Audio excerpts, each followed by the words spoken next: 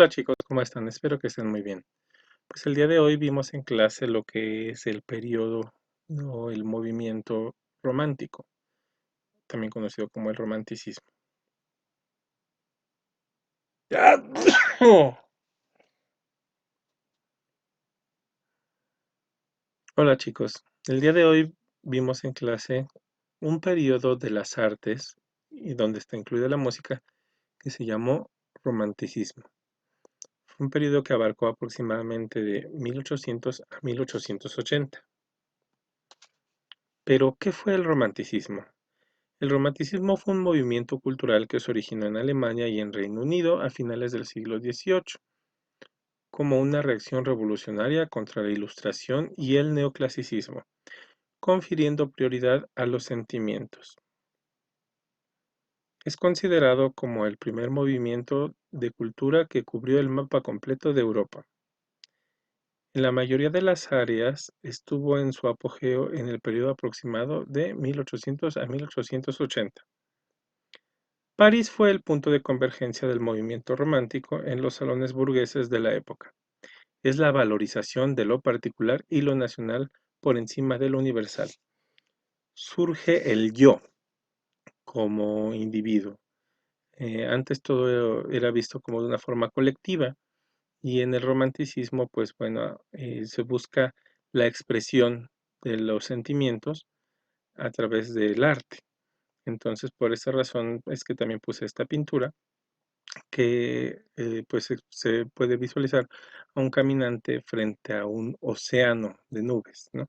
Está de una forma un tanto idealista, pero ve, no solamente es el paisaje que se ve hermoso, sino es la sensación y la imagen del individuo frente a este paisaje.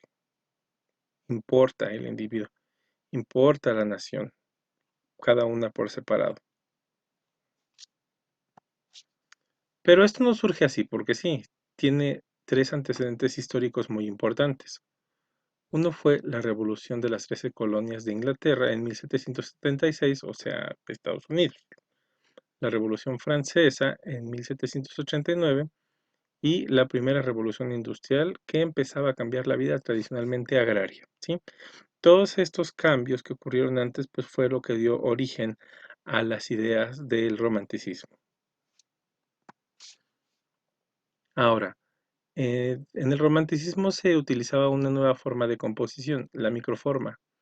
La microforma tenía como diferentes formas dentro de ella: el preludio, la bagatela, el nocturno, el estudio, el intermezzo, las romanzas sin palabras, la rapsodia, la consolación, el capricho y la canción artística. La canción artística pues tuvo mucho auge en Alemania, en Francia y en Rusia. Eh, Inclusive en Alemania, pues bueno, a esta canción artística se le conoce como Lied y en Francia como Melodie. Y bueno, en el romanticismo deja de ser el instrumento preponderante el violín y pasa a ser el piano. El piano se encuentra prácticamente en todas las obras del romanticismo y también surgen grandes pianistas y compositores de piano como lo fue pues Chopin y otros más. Hablando de los compositores, fue en el romanticismo donde pues bueno, antes de comenzar vamos a hablar sobre Beethoven. Beethoven, pues, fue el puente entre el clasicismo vienés y el romanticismo, ¿sí? Él fue el que enlazó estos dos movimientos de la música, el clasicismo vienés y el romanticismo. Por eso también es considerado en esta primera lista. Hay tres generaciones de compositores. La primera, pues bueno, que encabezada por Beethoven, Niccolo Paganini, que era conocido como el violinista del diablo, porque pues bueno, era un virtuoso y en aquella época pues se seguía pensando que todo lo que pues era de pues irracional o que no se podía entender era el diablo. Y aparte de que pues su mamá difundía la historia de que había tenido un sueño en el que se le aparecía el oscuro y le decía que su hijo iba a ser un gran violinista. Y bueno, ya el papá lo puso a practicar y así, y así, y así. También estuvo Luis Spohr, Carl Maria von Weber, Giacchino Rossini, gran compositor de óperas, y un personaje muy importante que es Franz Schubert. Franz Schubert fue un compositor que vivió 31 años, fue muy corta su vida. Sin embargo, fue el compositor más prolífero de leads, de estas canciones artísticas que se hicieron tan famosas en la época. Otro de los compositores fue el italiano Gaetano Donizetti, que a través de sus óperas pues logró plasmar cuál era el contexto histórico y lo que había sucedido en la época.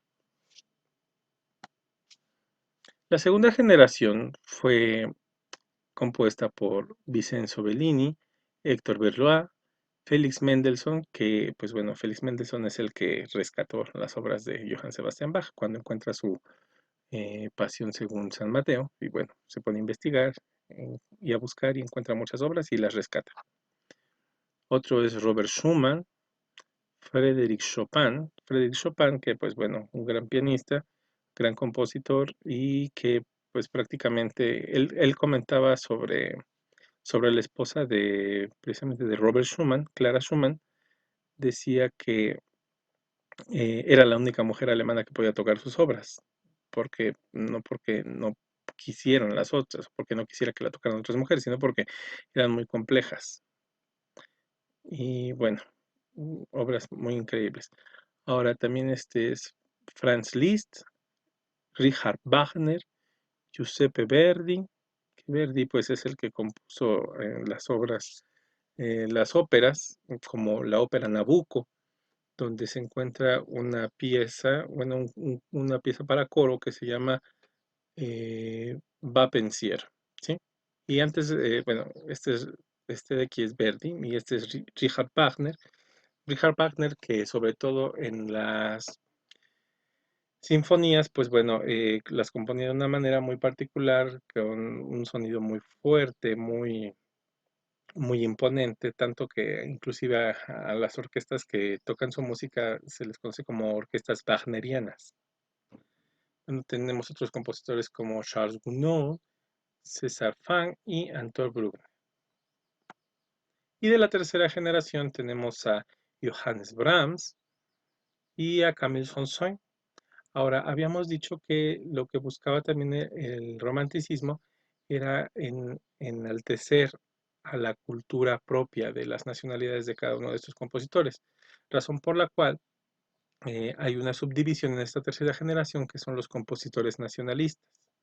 Entre esos compositores está uno que ya conocemos, Fyodor Ilyich Tchaikovsky, que pues es el que está aquí, que pues es el que compuso varias obras de ballet y muchos otros conciertos en los que pues trataba de enaltecer pues la música rusa, que pues creo yo que tenía mucho que ofrecer. Otro fue Jules Massenet, el francés, y Gabriel Fauré. Gabriel Fauré también es un compositor de suma importancia. ¿Por qué? Simplemente porque es considerado el compositor nacional de Francia, ¿sí? Gabriel Fauré es este señor que está aquí. Él se reconoce mucho precisamente por los melodies, las melodies que compuso, que también son las canciones artísticas, pero en francés, ¿sí? Tenemos también a Hugo Wolf, a Gustav Mahler, a Richard Strauss, que es este que está por aquí, él es Strauss, y a este Alexandre de Scriabin y Max Reger. Y bueno, pues vamos a ver algunos de estos compositores más adelante. Solamente era para que nos contextualizáramos y conociéramos cuáles eran algunos de estos compositores, porque hay más. Si se dan cuenta, pues mencioné a Clara Schumann, ¿no? Y no estaba en esa lista. Hay muchos más compositores de otros países, por ejemplo, de España, hay más también de Francia, Chopin, que lo mencionamos, pues él era polaco, entonces ya no va a ser la constante de que los compositores son alemanes y que son italianos y ya, ¿no? No, hay de muchos otros lugares. Y bueno, eso sería todo. Cuídense mucho. Bye bye.